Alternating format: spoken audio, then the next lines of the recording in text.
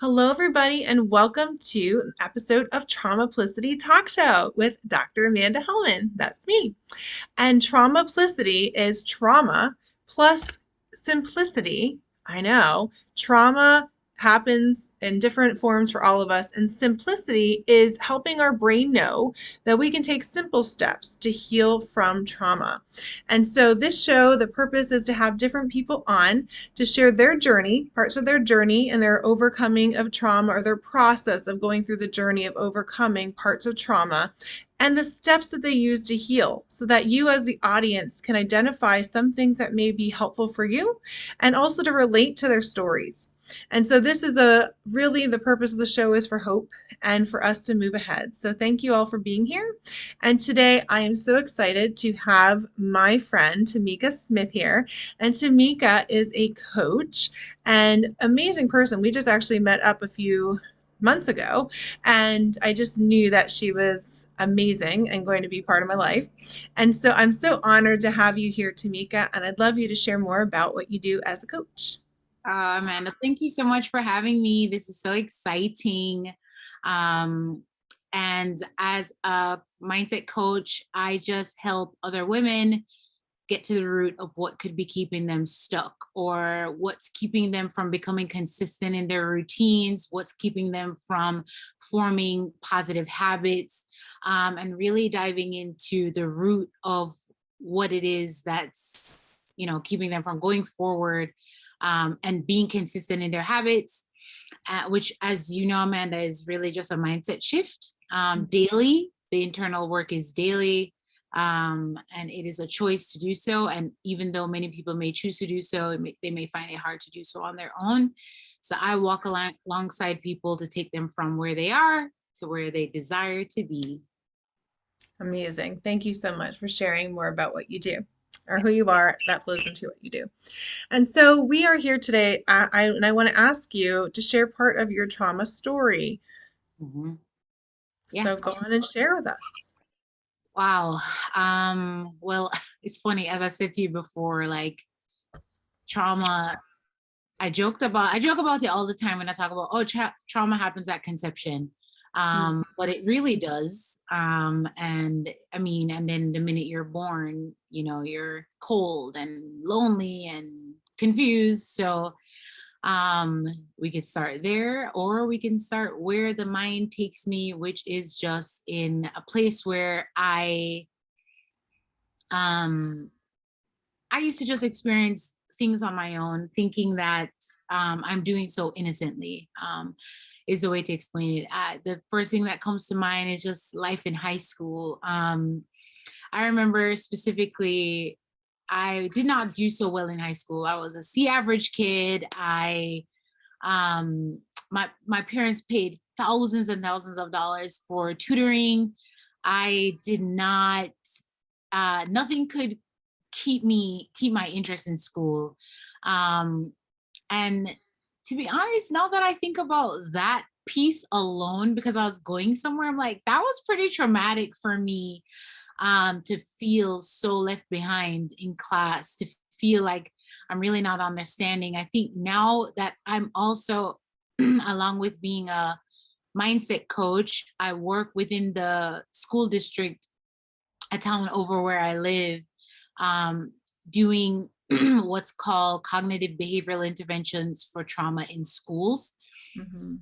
And now that I'm working in the school system, I see like so many students, so many of these young kids are medicated, or there's so many avenues for them to cope in school. But going back to where I was, where I didn't know about attention deficit disorder, or that wasn't that popular then. um, I remember there was a time when my parents took me to get tested. And I remember overhearing them talk about, like, they don't know what's going on with me. They don't know what could be the issue. And I never thought much about it then, in high school. It was coming up to graduation, where you have to choose to go to college or whatnot. And I remember my dad saying to me, what skills are you good at? Like, do you think you may want to sew or cook and I remember feeling dumb, like I felt like, wow, I'm never going to be good at anything that normal people are good at. Like, I had friends who already knew they were going to be a doctor, or friends that knew they were going to be lawyers. I remember one time a friend of mine said, "You're so funny. You should just drop out and do stand-up comedy." And Mm. these were just little things that happened in my adolescent life that I didn't recognize were like minute deposits of like trauma. So I remember because I kept such a hard shell, I was protective without knowing that I was protecting Mm. myself. Mhm. Mhm. So I was funny, I was outgoing, I was social, and I invested a lot of who I am in that person. So just even thinking about that now, I just feel so like, wow, Tameika, like you've grown so much from a place where people really didn't think you're gonna amount to anything. I'm remembering when you have like yearbooks, and people sign your yearbook. There's this one girl, she's a doctor now, and she had written in my yearbook that I guess I'll see you again when I'm driving past the gas station for you to pump my gas. And again, like I just laughed that stuff off. And I actually, this is probably a very vulnerable moment for me because I've never actually processed some of those stuff Mm. to the point where um when I became a believer and I gave my life to the Lord, after trying to figure out life by myself for so long, I ended up going to college because I figured that was the next best thing to do. I didn't want to be stigmatized as the dumb girl who went to trade school. And there's nothing against trade school. As a matter of fact, kind of wish I did, learn some of those useful skills. But I was like, I'm going to college. And it was by the grace of God that I got into college because my grades were terrible. And I went to the college my sister went to. She was a smart one. Everybody knew she loved to read. She was a little more introverted. And so I figured that was how you should be if you're going to be smart. And so I applied. I went to Rutgers University and I spent 7 years in school. And again, I didn't take it seriously. I worked 2 jobs in retail. Again, it was this overtly social, I need people thing, which brought on addictions to people. I was in and out of relationships very quickly, and I couldn't leave a relationship without securing another relationship. And so I just didn't want to be alone. I didn't know what it felt like to be alone. So I think that's also why nothing was ever processed. I would just evoke myself in a social life and people. And so even when people would say something, I'm like, ha ha ha, let's go out. Let's, just, you know, and and so by the time I got to college and just being in relationship, I was people pleaser.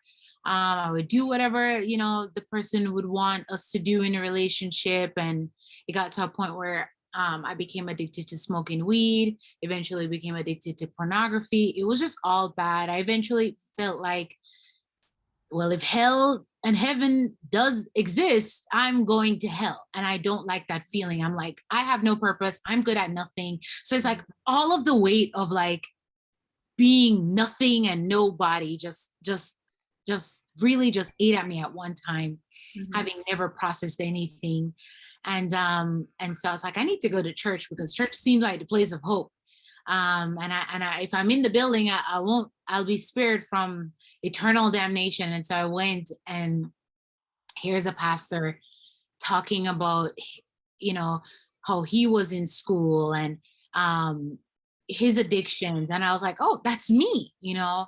Long story short, I gave my life to the Lord, and actually I never turned back, but it was difficult because again, that's just, salvation is one thing. I didn't know that God gave these earthly tools to give access to really reconditioning the mind Mhm. and the heart to move towards him. So it was rough. And I remember like in some of my addictions, particularly with pornography and masturbation, I remember I used to like write on my calendar if I did it, if I watched it, to try not to do it. Like I would try to practice my own coping without actually having to talk to someone because of all the shame associated with it.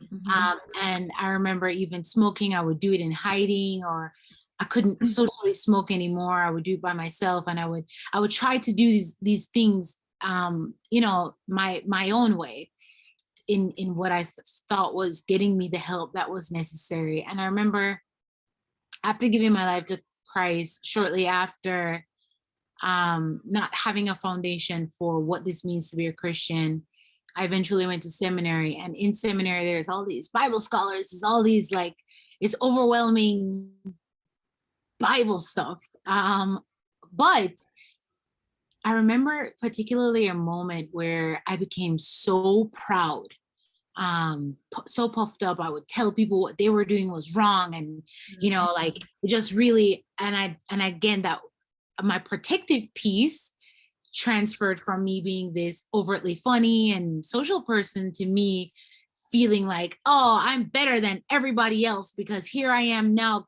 figuring out that I'm actually smart and I am going to school and I can do life. But again, like not dealing with the different traumas that I've encountered on the way. And I remember having a moment Mhm. with the Lord, guided by someone, because I was like, I don't like this puffed up feeling. And she said, where do you think it's coming from? And I just got a clear picture of in high school when my parents took me to get tested. And I was like, no one, not even my own parents did not think I was smart. And so I got to a point, instead of dealing with what was the root of the issue, I kind of just capped it with performing and now overachieving, because now, you know 15 years later, I have to prove to the girl who wrote that I'm going to be pumping her gas that I could do something. I have to prove to the girl who said that just do stand-up comedy. And so now, it just I just started bawling, and crying was not an emotion I embraced, because I've created for myself such a thick skin that I'm like, no one, crying is for weak people, and I'm just gonna, and oh, actually, where that came from as well, sidebar, in my home, I had a brother who was verbally abusive, which is also a big piece to even a lot of the things that I entertained. I grew up in a blended household. My dad had six of us. We grew up together, closer now, but my brother really hated me. He hated me, he hated my mom and my sister, who is also with my mom. And so he would speak such hurtful words. And so I kind of calloused myself in a way that I wouldn't allow words to hurt me. Mhm. So doing that now in high school, when people said stuff, I'm like, ha ha, just like, so now I made sure that words didn't hurt me. And then now that I've been redeemed and saved, I didn't allow words to hurt me. But then on the flip side of that, when you don't deal with what's on the inside, you start bleeding out on people. So it was Mhm. coming up. And here I am coming up on people like, you're not doing things right. I'm right, you're wrong. And it was just such a mess, Yeah. Amanda. Yeah. Yeah. And I love, and I thank you for sharing your story. A lot of the story about what you're sharing is that when we're in pain, like when things happen when we're younger, and there could have been initial events, right? Like emotional abuse or different words that we hear, we start to believe other people share over us. And big ones that I heard for you was, I'm not good enough, or I have to perform so that I'm smart. And we all have different core beliefs. And then came the performance and achievement. Then came the covering up to say, and I love that you brought up that, because I think that humor is interesting, because people will laughter is fun. A lot of times we use laughter to self-protect. So there's a self-protection in humor, and then there's an actual genuine humor, which is a whole a whole talk, which, but I love that you shared that, because when we, and self-protection is something we all do, whatever it is, whether it be self-protection, perfection, self-protection, achievement, self-protection, and trying to do everything, be everything. And to unravel that is each person's unique journey. And then comes the, like you said, that addictions, or the things that come that we try to numb the pain of feeling like that's our core belief, essentially. And so I love that you share that, even from like in high school, where people don't realize, even when we're younger, words matter.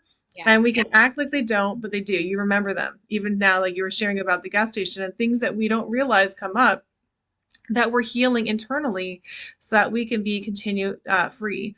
And I love that you shared just your journey and how you came to know the Lord, and then you continued in this journey. And so in this, in, you know, even in this journey till now, I always say there's practical tools. There can be spiritual tools. There's practical tools. There's all kinds of tools. And for you, even as a coach, you know, if people are on this journey, what are some, and really your journey, because they might be hearing something for theirs, but what were some things that you did that helped support you in shifting your mindset, or even shifting you through that pain into less of that addiction, or less of having to perform? Immediately journaling. Mm-hmm. I had to get my thoughts out. I had to get it out. I had to see it. I had to hear myself say it. Now I still journal, but I also record myself. And at the end of the day, I'll record myself to recap my day. And it's a practice that I picked up when I had a therapist once, and I wanted, as a therapist as well, I wanted to make sure that I was being unbiased even with myself. And so I didn't want to like, I don't know, I was thinking too much, number one. And so would say to my therapist, like, like, how about I just record my thoughts so you can hear, because by the time I come to therapy, I'm like, oh, I journal and it was good. So all she hear is what I did, but not so much the process. Mm-hmm. And her feedback was so insightful. And even when I heard myself record myself, I was like, okay, that makes sense. Okay, let me not keep this in. Let me not hide this even from me. Let me say it. Let me gross myself out by saying even the nastiest thought that comes to my mind, so that I can get it off of me and see where it's coming from. So it doesn't take me into a direction that I've been Mm-hmm. free from, or it doesn't take me into a direction that will hinder, my process and the Yeah. progress that I've made. And then let me break through the shame by sharing this with someone who is safe. Mm-hmm. And so those are some of the things that I did, because there's something that I learned from a professor. I'll never let it go. He said, secrets breed shame. Yeah. And, and, you know, it, even now, as I am sharing more about my story, and even with the part about my brother, ironically, my family, we're good now. We meet every month. But I remember sharing with my family, like, hey, as I grow in this space and become more vocal, there's parts of me that I'm going to share that involve you guys. Can we talk about this as a family? And everybody was like, no, Mm-hmm. let's just not, like, you talk about your pieces. I'm like, but my pieces include you, and I don't want you to have to hear it later on and, have a reaction to it. And so it helped me to kind of like, okay, let me write Tameika, because you want to be able to say it in a way where you're not still processing the anger, you're still Yeah. processing the hatred, and then find someone who's safe. And to be honest, Amanda, we could talk about this one day, but I find so much safety in community and people who are people who know that they know that they know that they also want to be healed, and they Yeah. also want to be free, Mm-hmm. as opposed, I've also learned to like be careful how I share, who I share with. Those things have been helpful. for me. But without a shadow of a doubt, journaling has been my best coping. I've Mhm. never, as a what do you call it? Coming from these different pieces of trauma that are built into my story. Anxiety was never a thing for me, but I practice like deep breathing, um, or square breathing every night, Mhm. and just being mindful. Not necessarily the mindfulness practice itself, but some of the tools. I think everything is stolen from the Lord. But anyway, so Mhm. it's just some of those principles of just being mindful of my breaths, my Mhm. thoughts, my behaviors, my attitudes.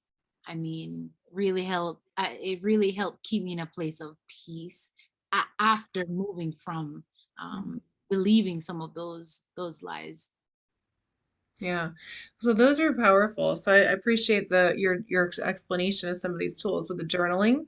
And journaling, again, sometimes people think, oh, I just said write, but you had like specific purposes where you were like, okay, I'm reflecting, and even as a tool to be like, where am I thinking? And even having someone who is like, okay, this is, can you see some of these roots? And also that you recorded that. So some of you who are not believing right now, which you are, we are all writers, but if you didn't get the memo, having a voice memo would be good to just record yourself and hear how are you processing. And sometimes even those voice recorders can actually type for you. So there's many different tools today, but I love that, Tameika. And I also love, again, this can look differently depending on your family dynamic. It really is. For Tameika, at first your family is like, we're not going to talk about some of this, but you were explaining that.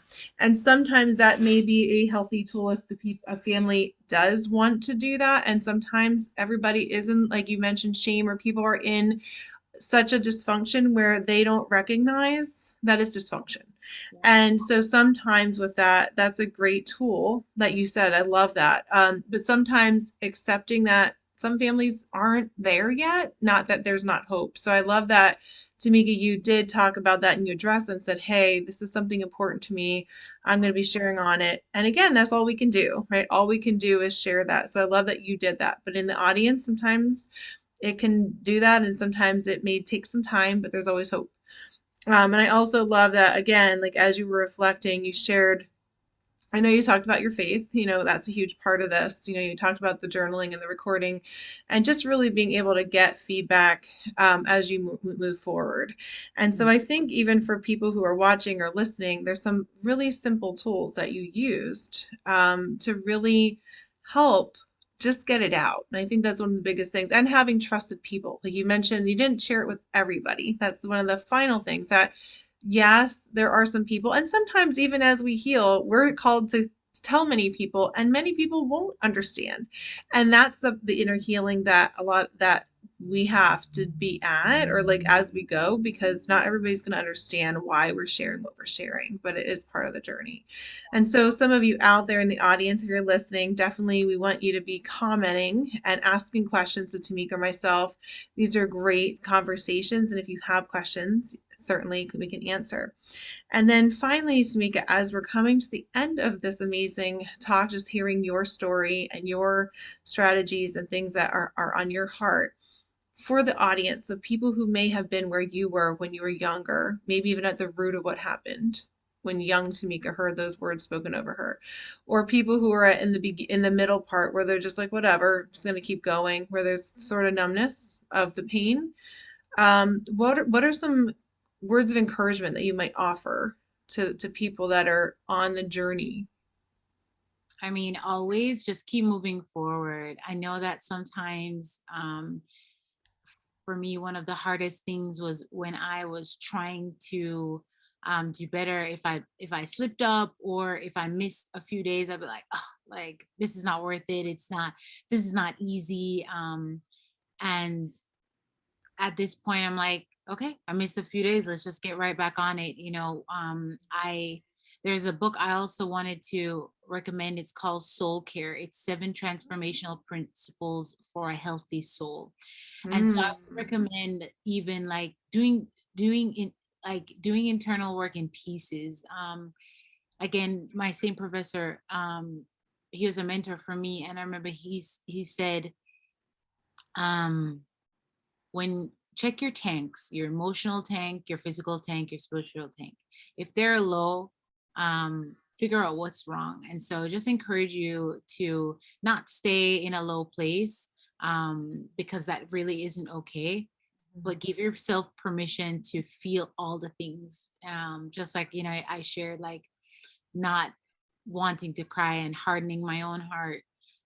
Feel it, and acknowledge it, and move forward, not Mm. necessarily move on.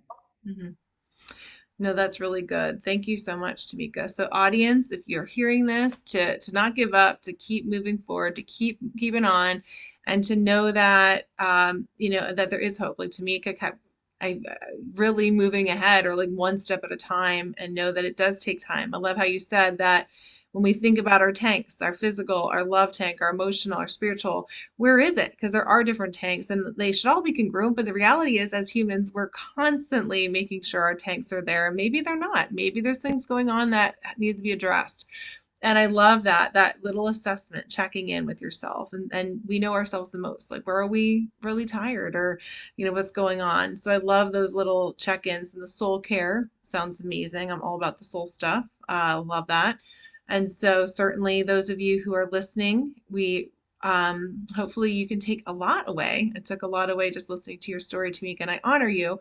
And thank you, Tameika Smith, for sharing and talking about who you are and where you are now. So if you are just tuning in, hopefully you get to watch the whole show go back. This is Traumaplicity Talk Show. It is held every Wednesday at 7 p.m. Eastern Standard Time on the Amanda Hellman author and speaker page on Facebook.